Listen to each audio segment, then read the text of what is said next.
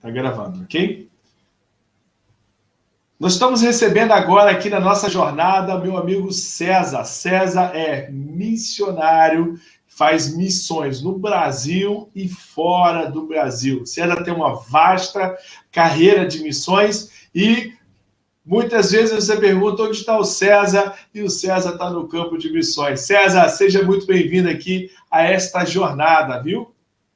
Obrigado, Marcelo. Um prazer enorme estar aqui com você, para a gente fazer esse bate-papo aí sobre missões, né? Como você disse, eu estou aí há 17 anos de tempo integral no campo missionário, né? Tanto transcultural ou trabalhando dentro do Brasil. Gente, o interessante é que o César não para. Nós estamos passando por um período de pandemia e o César continua fazendo missões no Brasil, fora do Brasil, na África. Ele tem crescido bastante e tem conseguido alcançar algumas instâncias bem interessantes no campo de missão que nós vamos mostrar para você. Nós trouxemos aqui fotos, vídeos, trouxemos imagens para poder ilustrar tudo isso que nós estamos a passar. Mas agora, César, tem uma pergunta. O seu quadro chama-se Missiologia na Prática. O que seria missiologia, César? Bom, Marcelo, missiologia, para mim, é um estudo que trata a respeito de missões, né? Como a Grande Comissão, por exemplo. A gente sabe que no Brasil, principalmente, muitos entendem que a Grande Comissão começa ali em Mateus, no finalzinho, quando Jesus deixou essa incumbência aos seus discípulos. Mas, na verdade, a Grande Comissão começa lá em Gênesis 12, quando Deus disse a Abraão, né, chamou ele e disse que abençoaria todos os povos da terra, por meio de Abraão e a sua descendência. Então, ali os gentios são abençoados. Antigamente, aí, no meu começo, eu achava que não, eu achava que os gentios eram abençoados ali no livro do Evangelho de João 11, né, 12, que fala, veio para que eram os seus, mas os seus não o receberam. Contudo, aqueles que os receberam, temos direito de se tornar filhos de Deus. Mas não é aí nesse texto, não. Realmente, Deus inclui os gentios ali em Gênesis 12. Deus já olha para todos os povos, com a intenção de chegar até eles, né, por meio de mim e por meio de você. Então, eu vejo que a Grande Comissão começa ali, Gênesis 12. Então, a Grande Comissão sempre existiu, a missão sempre existiu, não é algo recente que nós temos aqui de Jesus. Pelo contrário, a comissão sempre existiu e sempre esteve ativa, não é isso? Mas o que seria o termo missiologia? Porque o que eu vejo, César, viajando também bastante, treinando muitas pessoas, que o termo missiologia está um pouco distante, né? Parece algo muito elitizado esse conceito. O que é missiologia, César? Assim, como você disse, eu trabalho muito missiologia na prática, né? Você tem muito o contexto de missiologia como ciência, como estudo, né? E sem prática nenhuma, né? Então, para mim, a gente trabalha muito essa questão da missiologia prática, né? De irmos para um campo, de estudarmos a cultura, de aprendermos a língua, de entendermos a cosmovisão daquele povo ao qual nós estamos inseridos, para sermos resposta plausível por meio da Bíblia, gerando uma transformação na sociedade. Então, assim, essa é a prática nossa, né, de irmos, conhecermos, aprendermos, né, junto com o povo, nós estamos ali para somar junto, chegar no nível do povo, né, e a gente poder compartilhar uma palavra contextualizada na linguagem do povo, né, se o povo é de língua oral, a gente vai transmitir de uma maneira que o povo entenda. E o que seria um povo de língua oral, já que você falou disso, para a gente não perder esse conceito? O povo de oralidade é um povo que não sabe, que não é alfabetizado, que não sabe ler ou escrever, né? Então, ele aprende através de histórias, através do ouvir, né? Então, nós contamos histórias da Bíblia, nós narramos a Bíblia, inclusive eu tenho aqui uma Bíblia em áudio, né, que a gente usa para ensinar, né, e para trabalhar com esses povos de língua oral. Então, aqui está a Bíblia toda, ele consegue ouvir a Bíblia e o processo de aprendizado dele é através da escuta. E você poderia apontar se nós temos no Brasil povos de língua oral, assim, de cultura oral, que você acabou de comentar conosco? Sim, nós temos aí mais de 180 tribos indígenas no Brasil, para você ter uma ideia. Né? São mais de 170 línguas no Brasil. Né? E a maioria, muitos indígenas são analfabetos. né? Nós temos muitas tribos aí no Brasil ainda, nós chamamos de cortina verde, né? Em torno de 100 tribos no Brasil que não tem a presença do evangelho. Então, e a maioria são analfabetos, né? Eles são de cultura oral. Ou seja, nós temos aí mais de 100 tribos no Brasil que ainda têm a cultura oral, não são alfabetizados, não escrevem e não leem o seu dialeto, o seu idioma. César, o que seria dentro da missão o tal transcultural, que parece um fantasma? Quando as pessoas pensam em fazer uma missão transcultural, aquilo assusta, aquilo gera um bloqueio em muitos missionários. O que seria isso? Então, quando se fala de transcultural, a palavra já diz, é você transpor a sua cultura, é você ir para um lugar que não faz parte da sua cultura. Por exemplo, aqui no Brasil, eu já ouvi alguns missionários falando que faz um trabalho transcultural. Aí você vai ver, ele trabalha com sertanejo, ele trabalha com nordestino, no sertão, ou ribeirinhos. Marcelo, isso não é caracterizado como transcultural, porque ele não está transpondo a cultura. Né? Agora, a única situação que nós temos na realidade aqui dentro do Brasil que é considerado transcultural é o trabalho com indígenas, né? Por quê? Porque a gente tem que entender o que é cultura também, né? A cultura ela envolve a língua, ela envolve a cosmovisão do povo, ela envolve a comida, ela envolve a maneira do povo se organizar, a forma em que eles vivem, a forma que eles plantam, enfim, são uma série de fatores que constituem uma cultura. Né? Então, no Brasil, apenas os povos indígenas é considerado como transcultural. E fora do Brasil, aonde nós teríamos uma missão transcultural? Praticamente, né, em todos os lugares. Por exemplo, nós temos uma outra situação aí com essa fala sua. Eu trabalhei em Guiné-Bissau, né, durante 5 anos. Exatamente onde eu queria chegar. Os países de língua portuguesa, né? Guiné-Bissau fala português como língua oficial, porém, apenas 15% da população é que fala. Então, assim, a estrutura do governo, se você vai para documentos, todo esse processo, né, burocrático, ele está tudo em português, mas na prática, no dia a dia, você vai encontrar 15% da população falando português. Eles estão concentrados na capital e estão ali dentro das universidades, a maioria, né, nas situações. Mas quando você sai mesmo para a rua, não é o português, é o crioulo. Aí Guiné-Bissau tem mais 28 dialetos, né, mais o crioulo, e aí tem outras línguas que são faladas. Existe o francês muito ativo, né? E sem contar que Guiné-Bissau, por exemplo, Moçambique, Cabo Verde, ai meu Deus, esqueci. São Tomé e Príncipe. São Tomé e Príncipe falam português. Também, né? Exatamente, falam português de Portugal, que também é diferente do português do Brasil. Né? Então, seria também uma missão transcultural. César, qualquer pessoa pode desenvolver uma viagem, pode participar de uma viagem missionária. Qual a sua ideia quanto a isso? Bom, Marcelo, se a pessoa está indo de curto prazo, né, para uma viagem de curto prazo, qualquer pessoa pode ir visitar o campo, conhecer um missionário que ele apoia, né? Isso é muito importante, tanto para o missionário que está lá, o local, quanto para a pessoa que vai. Né? Então, qualquer um pode ir, é lógico que é interessante a gente ter umas orientações, algumas coisas assim, dependente para o lugar que você for, para você não chegar ferindo a cultura onde você está indo. Mas, se você vai de curto prazo, qualquer um pode ir. Agora, se você vai de longo prazo, para morar, para trabalhar, assim, a gente entende que a pessoa ela tem um chamado para isso. Né? Eu já vi pessoas chegando no campo transcultural sem chamado, né? E ela fica ali 15 dias, ela volta. Eu, por exemplo, passei por isso, eu quase voltei. Depois de 15 dias eu peguei malária em Guiné-Bissau, eu fiquei muito ruim, eu achei que eu ia morrer, eu tive convulsões, e aí eu logo pensei em voltar.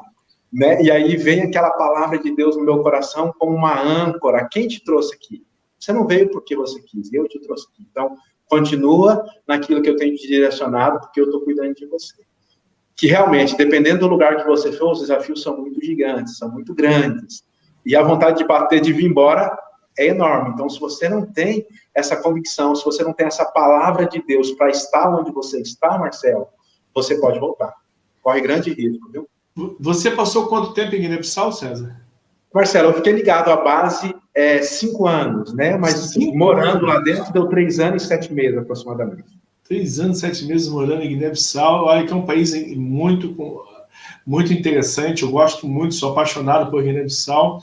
Nós encontramos também um francês bem presente em Guiné-Bissau, pelas tribos, né, que são derivativas do Islã. A gente tem aí bastante pessoas que falam francês também.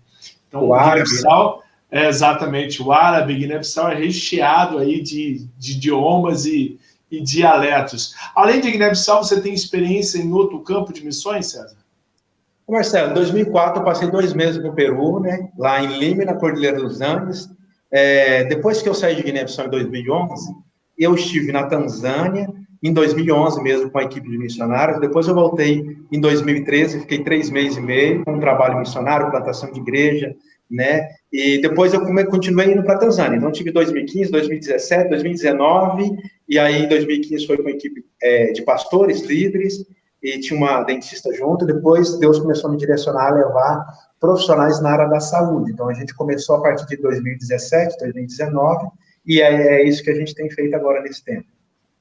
Uau, interessante. São povos totalmente diferentes. Peru, Guiné-Bissau e Tanzânia são culturas, costumes, comunicação, evangelismo totalmente diferente, não é isso? Isso, totalmente diferente, né? A língua é diferente, a maneira de você se relacionar com o povo e ensinar a Bíblia também, né? Então, César, fala para mim o seguinte: o que nós aprendemos na nossa escola bíblica dominical, no seu instituto de formação, na sua igreja, nós conseguimos aplicar facilmente no campo de missões? Ou nós precisamos desenvolver e aprender muito mais? Como é que funciona isso? Marcelo, com certeza, as nossas igrejas não trabalham esse perfil missiológico, né? Não tem esse contexto missiológico dentro da escola dominical, né? Você sabe disso, é mais o básico, é mais introdução da Bíblia, né? Apesar de ter as escolas avançadas que trabalham mais centralizado num assunto como casal, como jovens, tal, e não tem, infelizmente, não tem esse ensino sobre missiologia. Realmente, o ideal seria você ir para uma base missionária, para uma agência missionária, para você aprender sobre choque cultural, sobre a aprendizagem de língua, sobre o povo específico que Deus está te chamando para você ir, né? Aprender sobre a religião que você vai trabalhar, enfim, vários aspectos nesse sentido. Então, eu indico, né, se você tem um chamado, procure, né, a Deus, pede uma direção para você ir para uma agência missionária. Você também faz algum trabalho, César, sobre missões urbanas? Você desenvolve alguma coisa em relação a isso? E o que seria missões urbanas, César? Marcelo, a gente, né, nessa caminhada de 17 anos, a gente fez de tudo que você imaginar aí, né?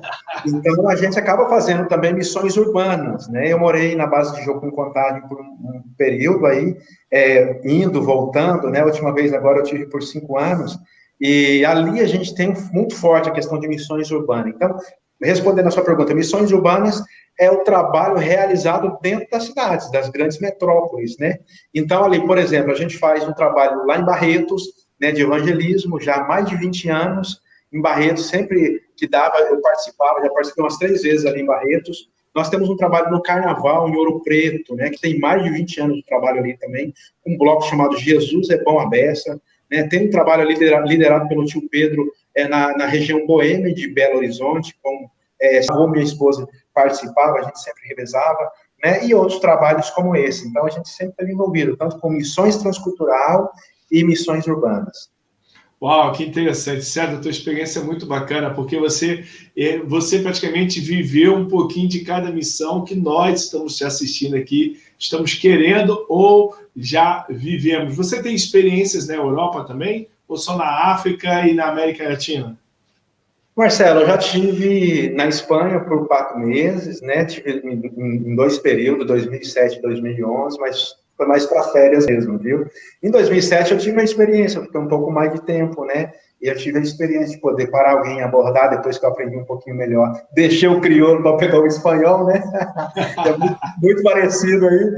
E aí eu tive a experiência de poder ir numa igreja, de poder evangelizar alguém e tal, mas foi muito superficial, assim. Não foi nada um trabalho específico. Que interessante. César, o que você pode mostrar para a gente? Você me mandou aqui um monte de fotos, alguns materiais. Eu posso ir mostrando e você vai comentando para a gente? Sim, pode ser, Marcelo. Pode mostrar aí. Então, vamos lá. Essa foto aqui, essa pesquisa que você citou aqui, o que ela diz para a gente? Tá, isso aí a gente já falou um pouquinho sobre missões, né, seria um dos nossos temas a ser abordados. Então, veja bem, esse gráfico aí, ele fala sobre o perfil populacional. Hoje nós temos, no mundo, né, dividindo aí, essa estatística, ela já foi feita há um tempo atrás, mas a gente pode continuar usando, porque mudou aí coisa de 1 a 2% só. Então, nós temos aqui, 30% da população mundial é cristã, só que isso aí está envolvendo católicos, protestantes e aqueles cristãos nominais, né, que praticam, que não praticam a palavra de Deus. 40% da população mundial, ela não é cristã, mas ela tem acesso ao evangelho, ou seja, ela tem uma igreja próxima da sua casa, ela tem um amigo cristão, ela conhece, ela já ouviu falar de Jesus. O nome Jesus não é algo novo para ela, tá? E 30% da população mundial, ela não tem acesso ao evangelho, ou seja, não tem Bíblia na sua própria língua, ele não tem nenhum amigo cristão, ele não tem uma igreja próxima da sua casa, ele nunca ouviu falar a palavra Jesus, nunca ouviu, 30% da população mundial. Uau! Tá? Aí do lado eu coloquei uma outra parte que fala sobre a distribuição dos recursos, né, da igreja mundial, tá? Então, veja bem, vamos supor que a gente tenha R$100, né? E aí, R$95 desses R$100 que a igreja arrecada, ela é gasta, ela é investida com próprios cristãos. Ela é gasta com o próprio cristão, seja com eventos, seja, né, com jantares, retiros, coisas do tipo assim. Ela é investida com o próprio cristão, R$95 de R$100. R$4,50, ela é destinada para o alcance, para o trabalho missionário, nos lugares aonde essa população já tem acesso ao evangelho, né? E ou seja, 50 centavos é destinado para os missionários, ou para o trabalho missionário que tem o foco onde não tem o evangelho, onde não há a presença do evangelho, onde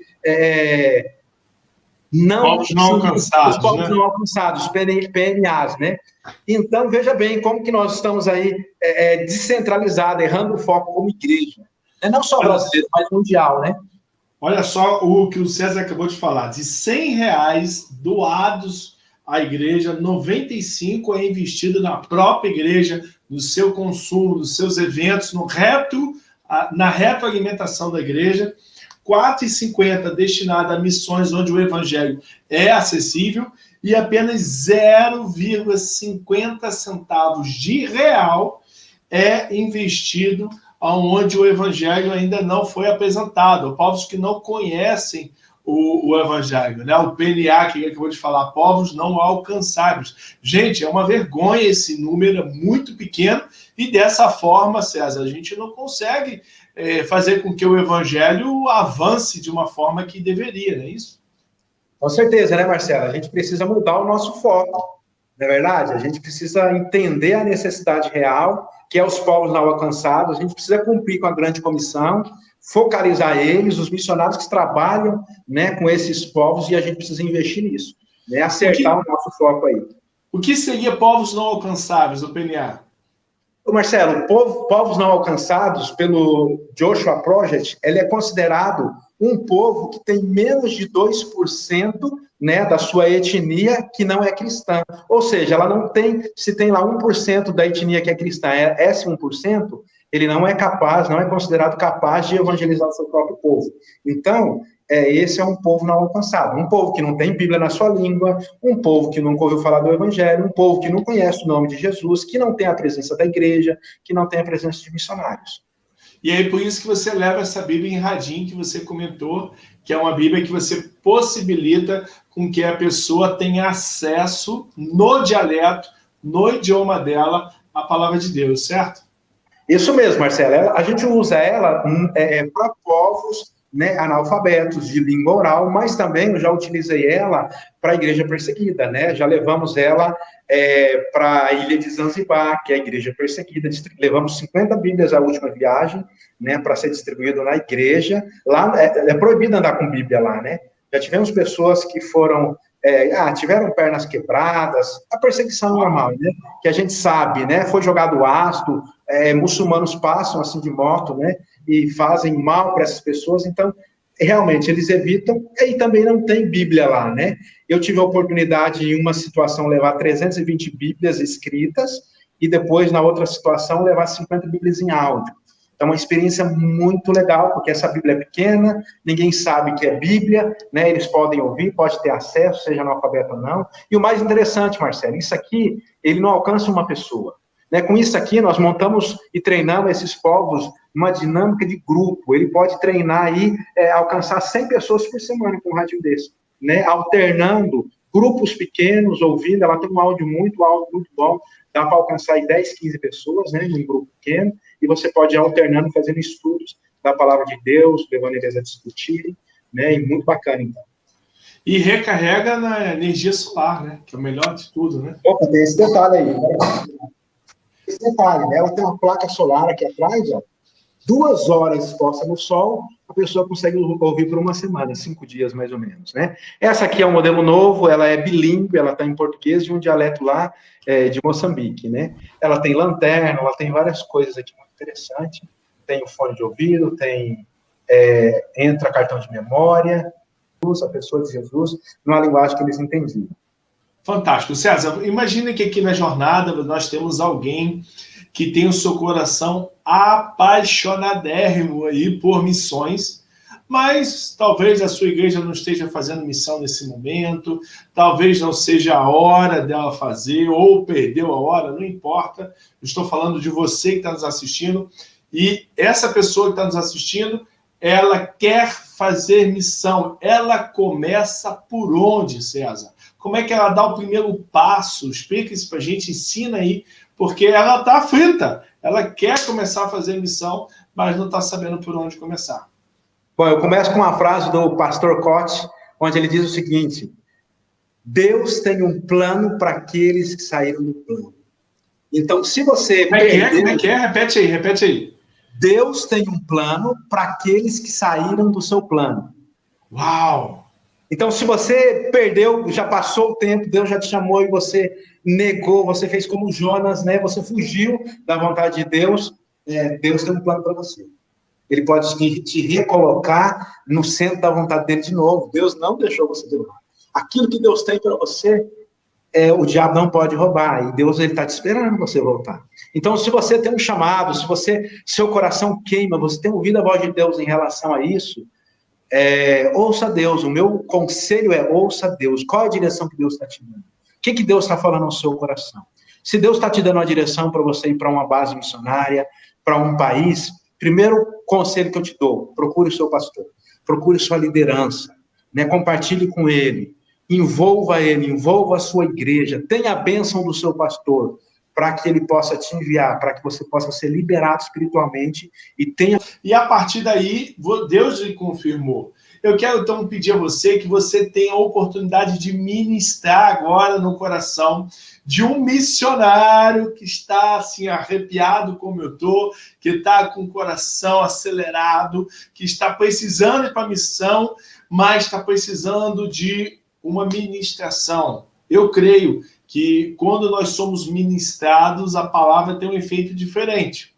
Você tem a chance de ministrar esse coração. Imagina que você está olhando para esse jovem, para esse adulto, para essa criança, para esse homem, para essa mulher, não importa se está no Brasil, nos Estados Unidos, na Europa, na África, na Ásia, onde quer que você esteja assistindo a nossa jornada, você vai poder ser ministrado agora no seu coração. Eu quero pedir para o César fazer essa ministração. Pode, César? Posso sim. Hebreus 11:38 diz assim: o justo viverá pela fé, e se retroceder, não me alegrarei dele. Então eu te digo o seguinte: se Deus tem te chamado, seu coração tem queimado, Deus tem te dado uma direção, obedeça a direção que Deus tem te dado. Não olhe para o dinheiro, não olhe para os recursos que você tem, não olhe para a família que você tem, de onde você saiu, se tem recurso, se é abastado ou não. Olhe para a cruz, olhe para Deus, mantenha os seus olhos fitos em Deus e vai dando passos de obediência. Comece. Tem um ditado que diz assim, uma frase, que o Espírito Santo pode ser comparado com o leme do barco, se ele estiver em movimento. Você já pegou um barco, entra no barco, mexe o leme dele com ele parado, ele não faz nada. Mas se ele estiver em movimento, você pode mudar o rumo daquele barco. Então, mude, comece a andar, dá passo em direção àquilo que Deus tem colocado no seu coração. Né? Se Deus tem falado com você, comece a dar passo, comece a se mover. Começa a compartilhar, começa a orar em cima disso, e vai andando, e as coisas vão começar a acontecer. Deus vai começar a dar a direção para você. Deus é o mais interessado com que você viva e ande no centro da vontade dele. Deus é mais interessado do que você. Então, mas você precisa fazer o seu papel, você precisa dar passos de obediência em cima daquilo que Deus já falou com você. Comece a andar, comece a caminhar, e Deus vai começar a trazer os recursos, Deus vai começar a te capacitar, Deus vai começar a te direcionar. Preste atenção, você nunca vai ter toda a revelação de Deus nas suas mãos. Deus não vai fazer isso para você. Lembre-se de Abraão, Deus chamou ele e falou, vai para uma terra que eu lhe mostrarei. E ele começou a dar passos de obediência, ele começou a andar, e Deus foi mostrando. Por quê? Esse é um processo de amadurecimento, esse é um processo em que você constrói fundamentos para que no seu futuro você possa andar em cima desses fundamentos. Entendeu? Então, isso é muito importante. Esse processo, não desvalorize ele, porque tudo que eu vivo hoje, no meu relacionamento, no meu chamado com Deus, está fundamentado no início, nas minhas primeiras experiências. Quando eu estava numa favela, eu precisava de um sabonete, eu não tinha dinheiro para comprar esse sabonete. Deus levantou uma pessoa para ir na rua e trazer para mim aquele sabonete. Eu estava no quarto orando, e a pessoa bateu no meu quarto e falou, olha, Deus mandou trazer um sabonete para você. Então, são experiências como essa, que hoje são fundamentos para que eu possa, a qualquer momento que Deus falar para mim, vai para tal lugar, eu vou. Por quê? Porque eu sei que ele vai ser fiel, eu sei que ele vai me capacitar, eu sei que ele vai trazer os recursos, eu sei que ele vai me direcionar, que ele vai cuidar de mim. Salmo 32:8 diz assim, vou ler para você aqui, essa é um versículo que Deus me deu, quando eu cheguei em Guiné-Bissau, e eu fui trabalhar com o povo Fula, era uma etnia islâmica, eu não falava a língua deles, eu não conhecia muito bem, eu teria que andar 20 quilômetros todos os dias de bicicleta, num sol escaldante de 45 graus.